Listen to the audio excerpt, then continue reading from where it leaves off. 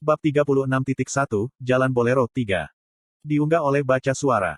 Jangan lupa like dan subscribe, agar kami makin semangat upload lebih banyak.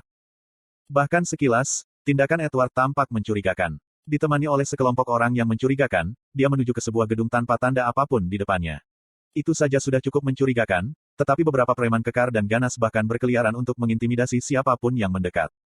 Ini jelas merupakan lokasi yang teduh. Eugene meraih kenop pintu dan mencoba memutarnya beberapa kali, tetapi pintu yang terkunci itu menolak untuk terbuka. Sepertinya semacam sihir telah dilemparkan di atas mekanisme penguncian fisik. Orang lain mungkin bertanya pada diri sendiri, haruskah saya menghancurkannya? Tetapi Eugene bahkan tidak berhenti untuk mempertimbangkan. Bintang-bintang di sekitar hatinya bersinar ketika Eugene memeriksa aliran mana yang bisa dia rasakan dari kenop pintu. Eugene merasa beruntung dia sudah mulai belajar sihir. Jika itu di masa lalu, dia hanya akan mencoba menerobos dengan paksa, tapi sekarang dia bahkan bisa mengetahui struktur mana yang membentuk mantra pengunci ini. Namun, hanya karena ini benar, bukan berarti Eugene merasa perlu mengubah metodenya. Itu hanya berarti bahwa mundurnya yang biasa tidak membutuhkan kekuatan sebanyak sebelumnya. Pada akhirnya, dia masih akan dengan paksa mendobrak pintu. Jika pencapaian Eugene dalam sihir lebih tinggi, itu mungkin tidak terjadi, tetapi saat ini, Eugene tidak mungkin membuka kunci mantra yang ada di pintu menggunakan sihirnya sendiri. Selubung mana yang terlihat menutupi tangan Eugene, dan dia kemudian mendorong mana ini ke dalam mantra pengunci. Berkat fakta bahwa dia sudah mengetahui struktur yang digunakan mantra pengunci, tidak perlu banyak usaha untuk mengalahkan titik lemah mantra itu.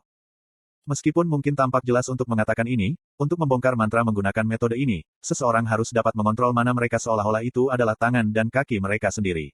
Bahkan seorang Master Wizard dengan beberapa keterampilan dalam sihir akan menemukan tugas ini mustahil, tetapi Eugene menyelesaikannya dengan mudah. Berderak. Meskipun metodenya mungkin tampak kasar, hasilnya tidak dapat disangkal. Kenop pintu yang diputar terbuka dengan paksa telah benar-benar hancur secara internal. Setelah memastikan bahwa mantra pengunci juga telah rusak, Eugene mengangkat satu kakinya. Bang!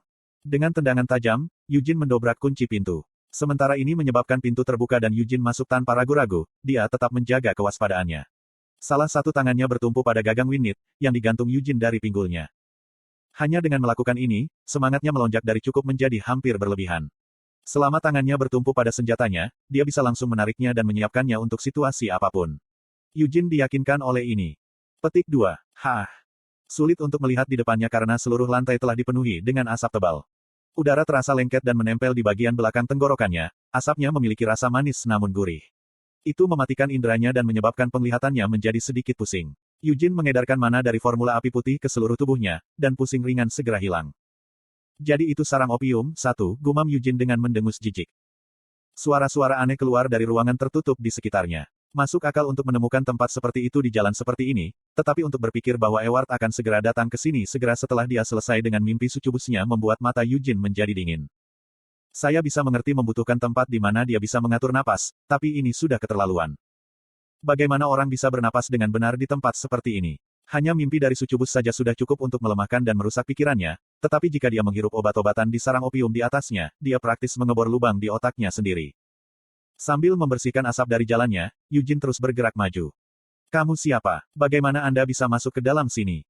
Tutup pintu. Orang-orang yang mengisap pipa obat mereka bangkit untuk menghadapinya saat dia melewati ceruk mereka. Ada manusia, Beast Folk, dan Demon Folk, sarang opium ini praktis merupakan forum untuk inklusivitas rasial.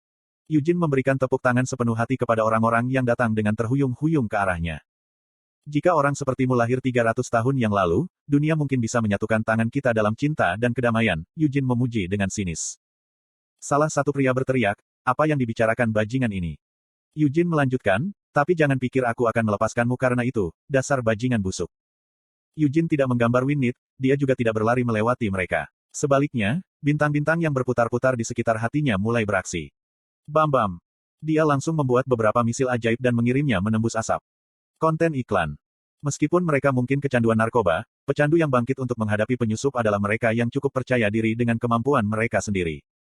Rudal ajaib hanyalah mantra serangan lingkaran pertama. Itu tidak secepat atau sekuat itu. Jadi target Eugene menghindari mantra dengan mendengus jijik. Atau setidaknya mereka mencoba menghindarinya. Meskipun mereka segera bereaksi terhadap proyektil dengan upaya mereka untuk menghindar, lintasan rudal yang kacau membuat mereka tidak mungkin menghindari serangan. Mereka terlalu jelas, Eugene mengamati dengan jijik. Tidak mungkin Eugene akan tertipu oleh gerakan mengelak dari orang-orang seperti ini. Sejujurnya, dia yakin dia bisa mengenai mereka bahkan jika dia mengucapkan mantra dengan mata tertutup. Di mana Edward? Gah! Kau tidak perlu memberitahuku. Aku bisa mencarinya sendiri. Menggumamkan ini, Eugene menarik Winit dari sarungnya. Dengan desisan dingin, bila biru keperakan itu muncul. Orang-orang yang telah dikirim terbang merasakan napas mereka terengah-engah oleh pemandangan ini. Mereka tahu bahwa mereka akan mati. Meskipun Eugene tidak memancarkan niat membunuh yang jelas, naluri mereka merasakan malapetaka yang tak terhindarkan. Mereka melepaskan perlawanan apapun dan hanya meringkuk menjadi bola, membenamkan kepala mereka di lengan mereka. Namun, Eugene tidak mengayunkan pedangnya ke arah mereka dan malah mengangkat pedangnya ke langit-langit. Suara mendesing. Angin kencang melanda Winit. Itu adalah bentuk roh angin yang lebih rendah, seorang sylph. Tetapi seorang sylph yang dipanggil oleh Eugene sebenarnya mampu menciptakan embusan angin yang begitu kuat sehingga tidak mungkin untuk percaya bahwa itu hanyalah roh tingkat rendah. Ini semua karena dia berada di bintang ketiga Formula Api Putih. Meskipun dia bahkan bisa memanggil roh perantara dengan jumlah mana saat ini, Eugene tidak cenderung melakukannya. Dia telah menghitung bahwa itu jauh lebih baik untuk meningkatkan jumlah sylph konsumsi mana rendah yang dia panggil, karena dia memiliki kendali yang jauh lebih baik atas mereka, daripada menghabiskan semua mana untuk memanggil roh perantara. Eugene memiliki terlalu banyak kemampuan tempur untuk menempatkan dirinya dalam posisi di mana dia hanya perlu bergantung pada kekuatan roh untuk perlindungannya sendiri. Ah! Para pecandu yang masih berserakan di lantai di sekitar Eugene menatapnya dengan mata ketakutan. Eugene sekarang berdiri di tengah badai angin yang ganas saat dia menahan Winit di udara. Astaga! Badai tiba-tiba menyebar. Hembusan angin yang bertiup ke segala arah menyebarkan asap dan menghancurkan semua dinding dan pintu yang terkunci rapat di lantai ini.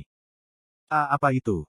Pecandu narkoba yang ditemukan di semua kamar yang sebelumnya tertutup menjerit. Eugene menyapukan pandangannya ke semua ruangan ini dalam sekali jalan. Ada banyak pemandangan yang mengganggu, mesum, dan menjijikkan, tapi Edward bukan salah satunya. Eugene tidak perlu terus mencari Edward sendirian. Dia telah menyebarkan sejumlah sylph bersama dengan hembusan angin, dan mereka sekarang bertiup melalui seluruh bangunan. Mereka segera memberitahu dia kemana dia harus pergi. Bahkan saat dia terus menahan rasa kesalnya yang mendidih, Eugene menuju ke atas. Baang! Sejumlah rudal ajaib digabungkan bersama untuk membuat lubang melalui langit-langit. Kemudian Eugene menggunakan angin untuk mengangkat tubuhnya ke atas melalui lubang. Mengulangi proses ini, dia tiba di lantai 3. 1. Teks aslinya menyebutnya sarang rakun.